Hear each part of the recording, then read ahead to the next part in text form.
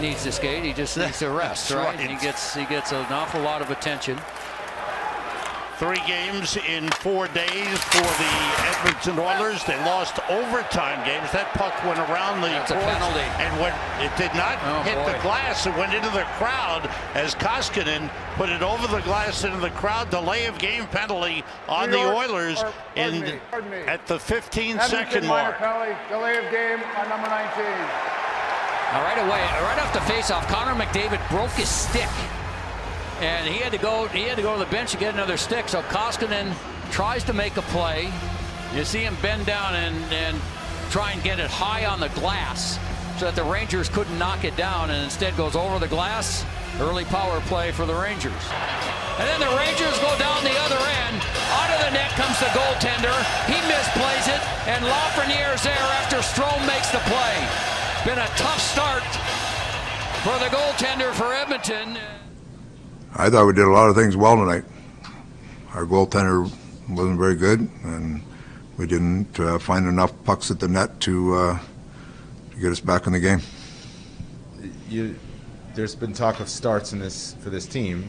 They get a power play early in the first period. They don't score on it, but they score about 5 minutes into the game. Then what do you want to do? It's a brutal mistake. It's a brutal mistake. What are you going to do? Yeah. Right? Call it what it is. We're playing well. It's a brutal mistake. Call it what it is. You were rather frank about your goaltending last night. Anything to add to that, or did you? No, you had a tough night. When you start the game 15 seconds in, and you give us, we've been talking about having better starts. Let's get off to a good start. And you start the game, and it takes a 2-minute penalty 15 seconds in, and then if we kill that one off, and then we have about 2.5 minutes of really strong in the offensive zone, and the Rangers dump it down to get a change, and it ends up in the back of our net.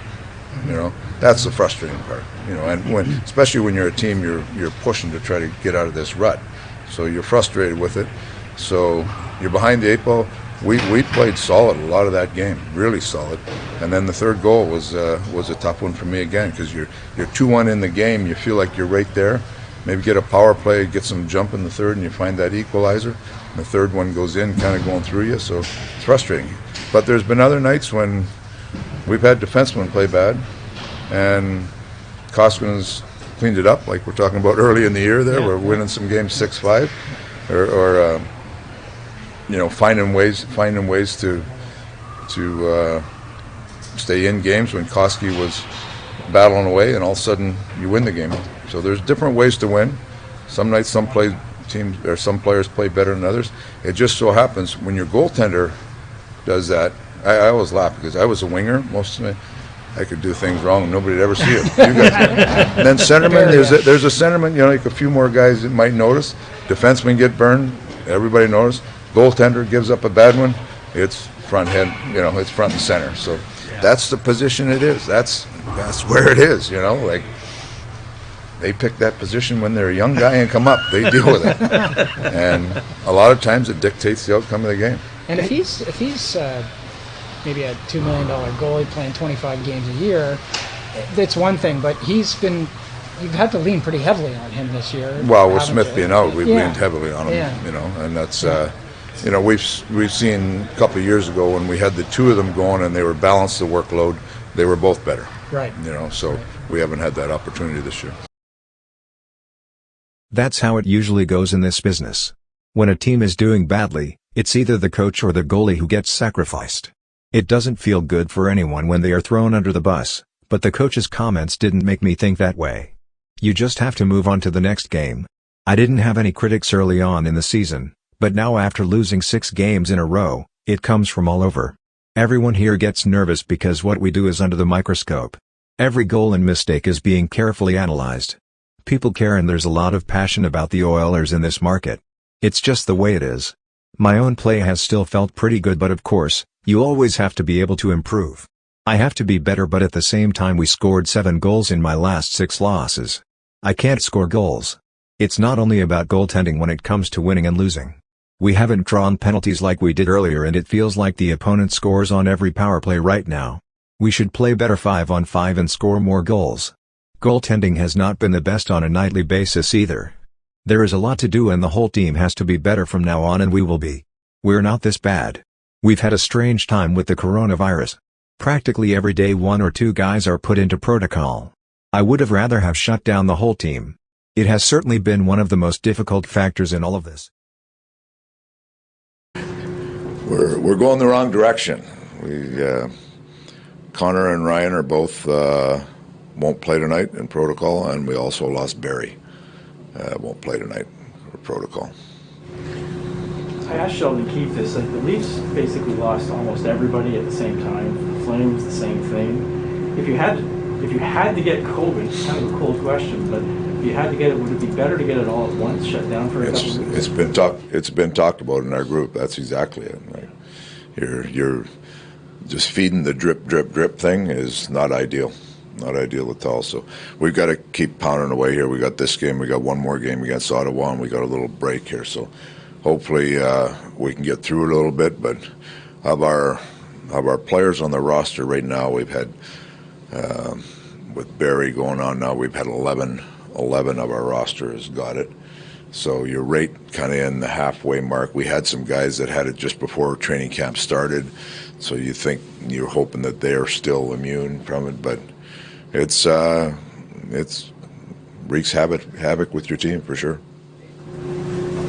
There was a quote this morning from Mikko Koskinen in the Finnish outlet just saying he felt like the bus had been backed over him. Was that something you would address to them directly, or have you? Or no, we talked. I talked about it yesterday. You know, goaltenders, when they make mistakes, it has an impact on the game. You know, and when we're a team struggling, we need, you know, those are mistakes that are made that affect the outcome of the game. So it's no different than we would say with a defenseman. I mentioned it yesterday. You got forwards, a winger makes a mistake, you never notice it. The centerman a little more, defenseman a little more, and goaltenders, they're front and center. It has an impact on the game.